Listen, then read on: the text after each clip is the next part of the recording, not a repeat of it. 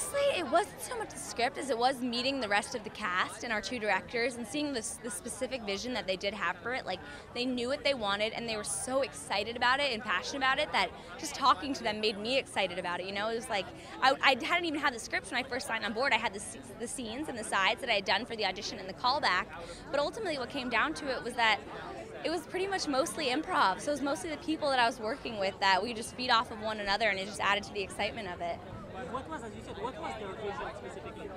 It was, they had the story just in general that they wanted, but they knew how to do every little bit of it. They wanted it to not just be a horror movie, they wanted it to have an arc, and they wanted the characters to have, as cliche as it sounds, they wanted them to have different layers and to be able to peel back them and not just have, like, they wanted to start stereotypical on the surface and have the 4 different pretty much kids that you would see in high school, you know, like the mean cheerleader, the jock, like the theater geek, and then they wanted like just like the football player friend who was shy. But then what was so great about it was that as the movie goes on, like each character has their own specific arc that you wouldn't necessarily see in other just kind of like throwaway horror films. 4 years of doing all this to get here.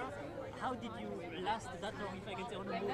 If we didn't love one another, it wouldn't have been that easy, you know. We all were kind of doing different things, and we would never forget about it, but we'd get our hopes up so many times that we kind of found that we needed to just stay quiet, keep it to ourselves, and get excited, but not let our hopes get too high. But then when we finally found that Warner Brothers and New Line were coming on board, it kind of became real, and we were pinching ourselves, and we all called each other on a Skype call after, and we were like, can you guys believe it? And so to be here tonight is just unbelievable.